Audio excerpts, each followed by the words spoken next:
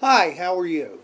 We're back in 2013 in the spring. I'm going to redevelopment authority meetings and I'm seeing large sums of money being distributed. Now, this is from an agency that's offering me $100 for my taken property and land. And they complain they have no budget to offer any more. And I draw your attention to the May meeting minutes, May 8th, 2013, page 116. And they're discussing a commercial loan. In March 1990, the Philadelphia Housing Development Corporation provided financing in the amount of $790,000 to the Queen Lane investors. Borrower, a Pennsylvania limited partnership created by Canis. The financing was utilized to rehab Queen Lane apartments located at 500 to 508 Queen Lane and McKean Street to provide 29 units of affordable housing. 29 units, and they got 790,000 to rehab them. 29 units divided into 790. Plus they got additional financing. Now, the reason this was on the board's agenda in May of 2013 was evidently they wanted to get out of the loans. And I read, the borrower entered into a purchase option in the amount of $300,000 for this property. They borrowed 790 almost 20 years ago, 1990, I believe. Since the sales price is less than the cumulative debt, in other words, the total of the loans outstanding, the borrower has negotiated with PHFA to accept 1/3 of the sales proceeds remaining after the payment of reasonable holding closing costs. And the borrower requests the authority to take the same payment. In other words, after the settlement costs, he wants to split the proceeds into thirds. One for the authority, the redevelopment authority, and one for PHFA. And 1/3, I guess, for him. I'm not sure. I mean, I'm reading it. I was at the meeting, and it was my understanding that the borrower wanted 1/3 of the sales proceeds, even though he was not repaying the full loan. That was my understanding. Again, you get the minutes of the meeting, read page 116, 117, and you make your own decision.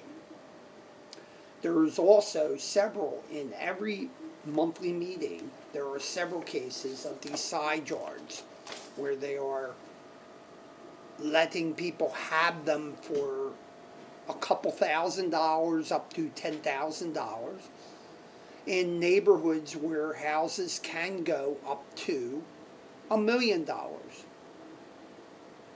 And they are providing very low and attractive interest rates on these properties.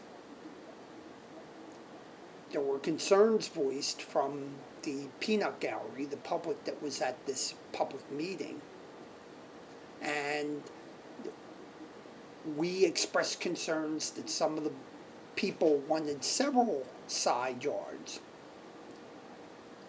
So they were accumulating blocks of property in lucrative neighborhoods. And the board tried to shrug that off and then tried to tell us that they weren't aware of that.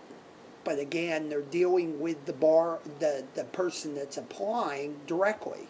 So they should be able to recognize if they've seen this person before. And these concerns were addressed by several people in the audience. Now, I'll read a speech after watching all this money float out the door and them telling me my house was worth 100. I made a speech in June, and I will read it to you.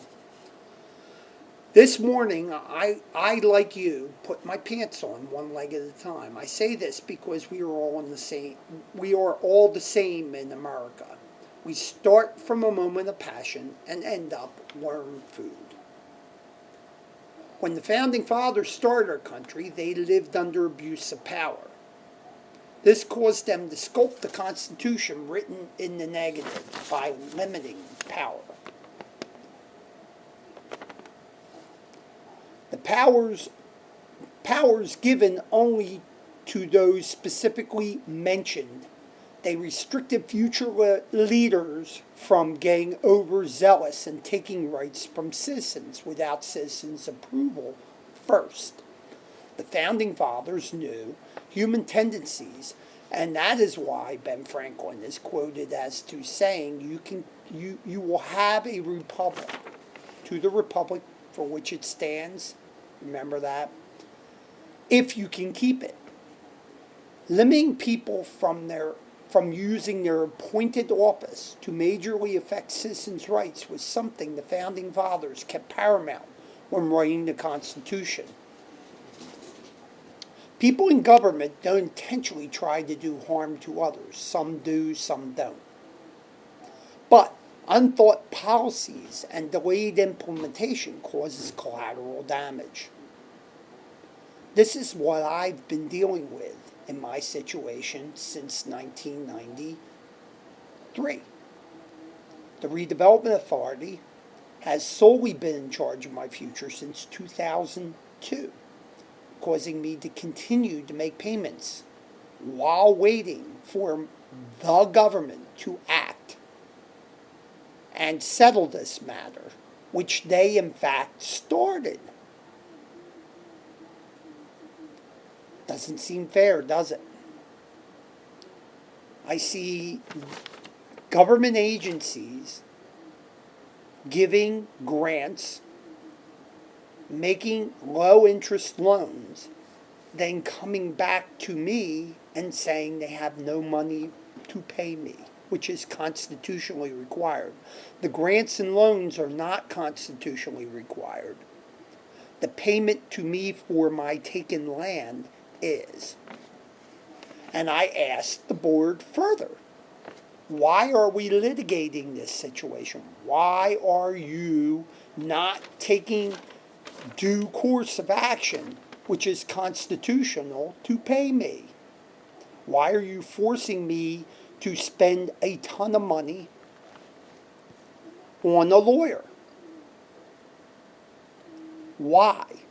Why are you forcing me to spend a ton of money on a lawyer?